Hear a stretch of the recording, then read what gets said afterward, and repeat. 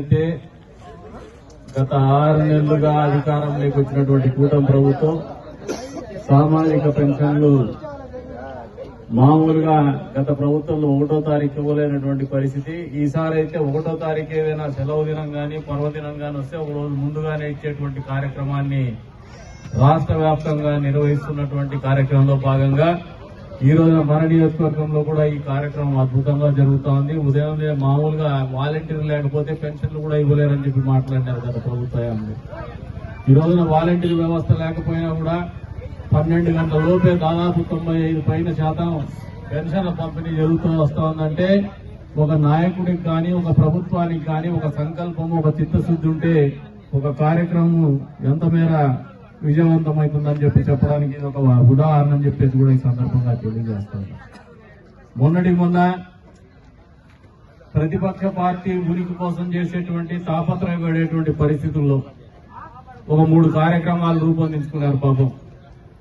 మొదటిగా ఏమో జగన్మోహన్ రెడ్డి గారి పుట్టినరోజు రక్తదాన శిబిరం, దానికి ఒక 10 రోజులు సన్నాహక కార్యక్రమాలు చేస్తే మీటింగ్ కు 50 మంది పెట్టుకుని సన్నాహక మీటింగ్ చెప్పేసి ప్లాన్ చేస్తే 51 మందో 52 మందో రక్తదానం ఇచ్చినారు. ఇంకా మళ్లీ మొన్న ఈ రాష్ట్రంలో విద్యుత్ భారానికి కారకుడైనటువంటి జగన్మోహన్ రెడ్డి దొంగ అని అరిచిన విధంగా విద్యుత్ ఛార్జీలు పెరిగినాయని చెప్పేసి మాట్లాడేటువంటి కార్యక్రమంలో భాగంగా రోడ్డు ఎక్కాలని ఆలోచన చేస్తే అరే రాక్షసుడా నువ్వు చేస్తున్నది రాక్షస కృత్యమని మామూలుగా వాళ్ళ ఆయన నడుస్తా అంటే గడ్డి ములుస్తా అన్నట్టు చూపించుకుంటాండే. అప్పట్లో ప్రకృతి కూడా సహకరించిందని చెప్పేసుకుంటాండే. మొన్నటి రోజునైతే పాపం వర్షం వచ్చి అక్కడ వాళ్ళు ఈ ప్రభుత్వాన్ని జీవించేటువంటి పరిస్థితి. ఎవరైనా ఒక నాయకుడు గాని ఒక ప్రభుత్వం గాని ప్రజలను వంచిస్తే ఏ మేర బుద్ధి చెప్పుతారో గత ఎన్నికల్లో వచ్చినటువంటి ఫలితాలే ఒక నిదర్శనం అని చెప్పేసి కూడా అందరికి కూడా తెలియజెప్తా ఉన్నాను. ఈ రోజున చంద్రబాబు నాయుడు గారి నేతృత్వంలో ఏర్పడినటువంటి కూటమి ప్రభుత్వం బీజేపీ పార్టీ ఏదైతే కేంద్రంలో అధికారంలో ఉందో అందులో కూడా తెలుగుదేశం పార్టీ భాగస్వామ్యం ఉంది, ప్రధాన భూమిక కూడా పోషిస్తా ఉంది. ఈ రోజున రాష్ట్రానికి మంచి భవిష్యత్తు వచ్చినటువంటి పరిస్థితుల్లోనే రాజకీయ పరిణామాలు కూడా మారినాయి. కేంద్రంలో కూడా ఏదైతే తెలుగుదేశం పార్టీ ప్రధాన భూమిక పోషించేటువంటి క్రమంలో మనం అడిగేటువంటి కార్యక్రమాలు కూడా రాష్ట్రానికి అభివృద్ధి గాని సంక్షేమం గాను పెద్ద ఎత్తున నెరవేరుతున్నటువంటి పరిస్థితి ఈ డబుల్ ఇంజన్ కాదు ట్రిపుల్ ఇంజన్ సర్కార్ నెరవేరుస్తోంది పవన్ కళ్యాణ్ గారితో కలిసి అని చెప్పేసి కూడా ఈ సందర్భంగా తెలియజేస్తున్నాం. 4,000 రూపాయల పెన్షన్ అనేది ఈ భారతదేశంలో ఏ రాష్ట్రంలో కూడా అంత పెద్ద ఎత్తున పెన్షన్లు ఇవ్వాల. అంతేకాకుండా వికలాంగులకు 6,000 ఇచ్చేటువంటి కార్యక్రమం, పూర్తిగా అంగవైకల్యం ఉన్నటువంటి వాళ్ళకి 15,000 రూపాయల డబ్బులు ఇస్తున్నటువంటి ప్రభుత్వం చరిత్రలో ఎప్పుడు కూడా లేదు. భవిష్యత్తులో కూడా తెలుగుదేశం ప్రభుత్వం కూటమి ప్రభుత్వం తప్పితే చంద్రబాబు నాయుడు గారి నాయకత్వంలో తప్పితే ఇంకొక ప్రభుత్వం ఇచ్చే పరిస్థితి కూడా ఉంటుందని చెప్పేసి కూడా కళ్ళు కూడా ఊహించుకునేటువంటి పరిస్థితి లేదు. పక్కనే ఉన్న కర్ణాటక రాష్ట్రంలో కావచ్చు, ఈ పక్కన ఉన్న తమిళనాడులో కావచ్చు, మీరు ఒకసారి సామాజిక పెన్షన్లు గమనిస్తే మనకు వాళ్లకు నక్కకు నాగలోకానికి ఉన్నంత తేడా ఉంది. ఈరోజు రాష్ట్రం అప్పుల్లో ఉంది, అభివృద్ధిలో కూడా గత 5 సంవత్సరాల కాలంలో కుంటుపడినటువంటి పరిస్థితులు ఉన్నాయి. అయినప్పటికీ కూడా మొక్కవోని ధైర్యంతోనే ఈ రోజున అమరావతికి మళ్లీ కార్యక్రమాలు నిర్మించేటువంటి కార్యక్రమం మొదలైంది. గతంలో మన పిల్లలు స్కూళ్లకు పోయినా లేదంటే ఏదైనా పక్క రాష్ట్రాల్లో చదువుకునే పోతే లేదు మనమే ఎవరైనా పోయినా కూడా మీ రాష్ట్ర రాజధాని రూపేణ గాని కాలువల రూపేణ డ్రైనేజ్ వ్యవస్థలో రూపేణ గాని ఉంటే అది కూడా మళ్లీ కొత్తగా నిధులు తీసుకొచ్చేసి మీ పనులు చేస్తామని చెప్పేసి కూడా ఈ సందర్భంగా తెలియజేస్తా ఉన్నాను. ఎక్కడ కూడా మీ ఆలోచనలకు అనుగుణంగా నడిచేటువంటి పద్ధతిలోనే ఈ నియోజకవర్గంలో పరిపాలన సాగుతుంది, ఈ రాష్ట్రంలో పరిపాలన కొనసాగుతుంది అనేది వాస్తవం అని చెప్పేసి కూడా ఈ సందర్భంగా తెలియజేస్తా ఉన్నాను. చంద్రబాబు నాయుడు గారు ఒక కృతనిశ్చయంతో ఉన్నారు. ఈ రాష్ట్రం ఏదైతే గత 5 సంవత్సరాల కాలంలో అభివృద్ధికి దూరంగా ఉందో, సంక్షేమం పేరు మీద పెద్ద ఎత్తున దోపిడీ జరిగిందో, పేదల మీద బడుగుల మీద బలహీన వర్గాల మీద ఎస్సీల మీద ఎస్టీల మీద మైనారిటీల మీద జరిగినటువంటి దాష్టికాలకు దూరంగా పరిపాలన అందించాలా, వాళ్ళని ప్రజలను సంరక్షించుకునేటువంటి పరిస్థితుల్లోనే పరిపాలన సాగించాలనే ఆలోచనలకు అనుగుణంగానే చంద్రబాబు నాయుడు గారి పరిపాలన కొనసాగుతుంది. ఆయన పరిపాలనకు అనుగుణంగానే ఇక్కడ కూడా నియోజకవర్గంలో పరిపాలన కొనసాగుతుందని చెప్పేసి కూడా ఈ సందర్భంగా మీకు అందరికీ కూడా సెలవిస్తున్నాం. అంతేకాకుండా బీసీ హాస్టల్స్ చాలా ఇబ్బందికరమైన పరిస్థితి ఉంది. వచ్చే రోజుల్లో మేము ఆల్రెడీ ప్రపోజల్ పెట్టాం, ఒకటి మంజూరు కూడా చేసి తీసుకొస్తాం బీసీ గురుకులం కూడా అని చెప్పేసి కూడా ఈ సందర్భంగా తెలియజేస్తా ఉన్నాం నియోజకవర్గ హెడ్ క్వార్టర్స్లో. మీరు అంతే వచ్చే రోజుల్లో ఇంకా నాయకులు చెప్తా ఉన్నాను, సొసైటీలు కూడా పూర్తి చేసేటువంటి కార్యక్రమం వారంలో కంప్లీట్ చేస్తాం.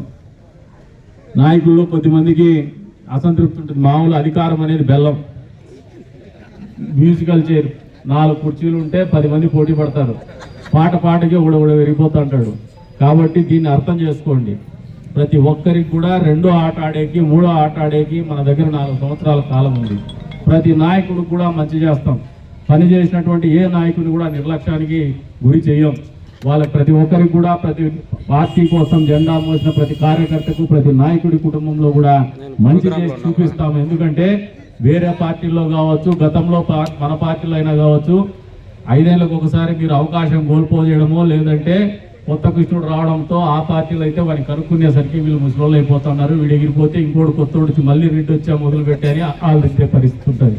పని చేసినోడు ఎవడో, పని చేయనోడు ఎవడో, జెండా మోసినోడు ఎవడో, జెండా మోయినోడు ఎవడో, పార్టీకి అంకిత భావంతో నచ్చినోడు ఎవడో తెలియనటువంటి నాయకత్వం వైపు ఉంది. నిరంతరం 20 ఏళ్ళు ఒకటే కుటుంబం అనే రీతిన మీ అందరితో కలిసి బతికేటువంటి నాయకత్వం ఈ నియోజకవర్గంలో. పార్టీకి జెండా మోసిన వాడెవడు, కష్టపడినోడెవడు, పార్టీ కోసం త్యాగం చేసినోడెవడు అని చెప్పేసి పూర్తి స్థాయిలో వేళ్ల మీద లెక్క పెట్టి చెప్పగలిగినటువంటి నాయకత్వం మీ మీద ఉంది. కాబట్టి మీకు మంచి జరుగుతుందని చెప్పేసి కూడా ఈ సందర్భంగా తెలియజేస్తాను. ఎక్కడ కూడా మీరు నిరుత్సాహానికి గురి కావద్దండి. వచ్చే రోజుల్లో ఇంకా మరిన్ని పదవులు ఉన్నాయి, ఎలక్షన్స్ వస్తాయి. అంతేకాకుండా ఇప్పుడు ఫీల్డ్ అసిస్టెంట్, అనిమేటర్ ఇంకోటి అయిపోయింది, మళ్ళీ అంగన్వాడీ పోస్టులు వస్తాయి. అదే రకంగా సర్పంచ్ ఎలక్షన్స్ వస్తాయి. ఇంకా మొన్న వాటర్ యూటిలైజేషన్ అథారిటీ ఎలక్షన్స్ వచ్చినాయి, ఏది చెరువు కమిటీల్ని. మళ్ళీ వచ్చే రోజుల్లో ఇంకా పోస్టులు వచ్చేటువంటి ఉన్నాయి. అదే రకంగా పనులు కావచ్చు, పూర్తి స్థాయిలో పనులు పూర్తి చేయాలని చెప్పేసి కూడా ఉపాధి హామీ పథకం కింద కూడా వాళ్ళని కోరుతా ఉన్నాను. నాయకులు కూడా ఆ దిశగా ఆలోచన చేయమని చెప్పేసి కూడా ఈ వేదిక గురించి కోరుతా ఉన్నాను. ఎందుకంటే అది అంతిమ యాత్ర, మహాప్రస్థానం. అది ఆ రోజున ఎవరికైనా మామూలుగా గ్రామాల్లో పొలాలు ఉంటాయి, అందరికీ పేదవాడికే ఉండదు, ఎస్సీలకు ఉండదు, ఎస్టీలకు ఉండదు, బీసీలకు ఉండదు. వాళ్ళు ఎక్కడైనా చనిపోతే పూడ్చిపెట్టుకునేటువంటి పరిస్థితుల్లో కూడా ఇబ్బంది పడుతూ ఉన్నారు. కాబట్టి వారి సౌలభ్యం కోసం, పేదవాళ్ళ సౌలభ్యం కోసం ఖచ్చితంగా శ్మశాన వాటికలు పూర్తి చేస్తామని చెప్పేసి కూడా ఈ సందర్భంగా తెలియజేస్తూ ఉన్నాను.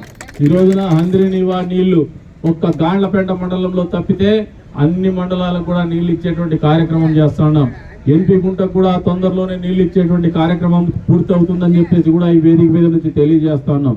ఇక గాండ్లపేట మండలంలో ఏదైతే అడ్మినిస్ట్రేటివ్ శాంక్షన్ వచ్చేసి గతంలో ఒక ట్రాక్టర్ ర్యాలీ కూడా జరిగినారు గత ప్రభుత్వ హయాంలో, దాన్ని అయితే ట్రాక్టర్ ర్యాలీ వరకు ఆగిపోయింది. అది మేమైతే నీళ్ల ర్యాలీ ఖచ్చితంగా చేయిస్తామని చెప్పేసి కూడా ఈ సందర్భంగా తెలియజేస్తున్నాం. వచ్చే సంవత్సరంలోనే ఖచ్చితంగా గాండ్లపేట మండలానికి కూడా హంద్రీనివా నీళ్లు తీసుకొస్తాం. ఈ మండలంలో ఉన్నటువంటి చెరువులను నింపుతాం. తద్వారా తెలుగుదేశం పార్టీకి అద్భుతమైనటువంటి ఎన్నికల్లో తీర్పిచ్చినటువంటి మండల వాసుల ముఖాల్లో సంతోషాన్ని కూడా చూస్తామని చెప్పేసి కూడా ఈ సందర్భంగా తెలియజేస్తున్నాం. అభివృద్ధి మా ధ్యేయం, సంక్షేమమే మా ఆలోచన. ఎక్కడ కూడా వచ్చే రోజుల్లో పెన్షన్ల కార్యక్రమంలో కూడా ఎవరైనా అవినీతి పరులు ఎవరైనా పెన్షన్లు చేసుకుంటే వాళ్ళని శిక్షిస్తాం. నిజంగా ఎవరికైనా పెన్షన్లు రాకుండా నిర్లక్ష్యానికి గురయ్యేసి నిజమైనటువంటి లబ్ధిదారులు ఉంటే వాళ్ళని సంరక్షించుకుంటాం, వాళ్ళని పెన్షన్లు ఇచ్చేటువంటి కార్యక్రమం కూడా చేస్తామని చెప్పేసి కూడా ఈ సందర్భంగా తెలియజేస్తా ఉన్నాను. అంతేకాకుండా రోడ్లు మీరు ఒకసారి గమనించుకోండి. ఈ రోడ్డుతో పాటు ప్రధాన రహదారి, గ్రామీణ ప్రాంతంలో కూడా మొన్న ఉపాధి హామీకి పథకం కింద వేసినటువంటి రోడ్లు, ఇవే కాకుండా మళ్ళీ చెప్పచ్చు. కానీ మొత్తం తూవేసి మీరు పోవాలంటే, మేము రావాలంటే ఇంక వేరే కార్యక్రమాలు పెట్టుకోనక్కర్లే. ఎంపీ గుంటకు పోయినామంటే పొద్దున పోతే రాత్రి రావాలా, ఏదో పక్క రాష్ట్రానికి పోయినట్టు. గాండ్లపేటకు వస్తే పొద్దున్నే వస్తే సాయంత్రం పోవాలా. నీకు మెడకే వచ్చినాయి, నడుములకు వచ్చిన వాళ్ళు చాలా మంది ఉంటారు, చెప్పుకోలేక చచ్చిపోతుంటారు. మెడకు వచ్చిన వాళ్ళన్నా పెళ్లి చేసుకుంటారు పాపం, నడుములు వచ్చిన వాళ్ళు కుటుంబ నియంత్రణ పాటించేటువంటి పరిస్థితికి వచ్చేసినారు. మరి ఇటువంటి పరిస్థితుల్లో మీ జీవితాల్లో ఈ ప్రభుత్వం రాగానే మంచి చేసినామా లేదా ఒక్కసారి ఈ 2 మండల వాసులు కూడా ఆలోచన చేసుకోమంటున్నాను. అంతేకాకుండా పక్కనే ఉన్నటువంటి తలుపుల మండలంలో ఏదైతే హంద్రీనివా బ్రాంచ్ కెనాల్ నీళ్ళు ఇచ్చేటువంటి వాళ్ళం, మెయిన్ బ్రాంచ్ కెనాల్లో మాత్రం నీళ్ళు వచ్చేది కాదు. 5 సంవత్సరాల కాలం పాటు 600 కోట్ల రూపాయలు ఖర్చు పెట్టి మన ప్రభుత్వంలో అందజేస్తే 5 సంవత్సరాల పాటు చుక్క నీరివ్వలేనటువంటి పరిస్థితుల్లో గత పాలకులు పరిపాలన కొనసాగించినారు.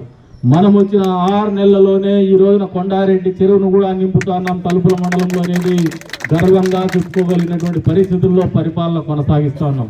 అంతేకాకుండా గ్రామీణ ప్రాంతంలో ఉపాధి హామీ పథకం పేరు మీద దాదాపు ఈ నియోజకవర్గంలో 20 కోట్ల రూపాయల డబ్బులు వెచ్చించి పనులు జరుగుతున్నాయి. మీ గ్రామాల్లో సిమెంట్ రోడ్లు వేస్తున్నారా లేదా? అంతేకాకుండా గ్రామీణ ప్రాంతంలో ఎంపీడీఓ గారికి చెప్పినాం, మాకు ఈ ఎంపీడీఓ గారితో మీ మండలంలో ఒక మండలంలోనే కొద్ది వరకు ఇబ్బందులు ఉన్నాయి మాకు. మరి పాత ఆయన ఎందుకో మరి కంప్లైంట్స్ వస్తున్నాయి, మీరు మారాల కొద్దిగా పనులు సక్రమంగా జరగాల, పనులు జరగడం లేదనేది ఒక కంప్లైంట్ వస్తుంది గాండ్లపేట మండలంలో. మీరు మరింత వేగంగా పనులు చేయాలా, ప్రభుత్వ ఆలోచనలకు అనుగుణంగానే పనులు చేయాలని చెప్పేసి కూడా ఎంపీడీఓ గారిని వేదిక మీద నుంచి కోరుతూ ఉన్నాను. ఎందుకంటే ఇది ప్రజాప్రభుత్వం, ప్రజల కోసం పనిచేసేటువంటి ప్రభుత్వము.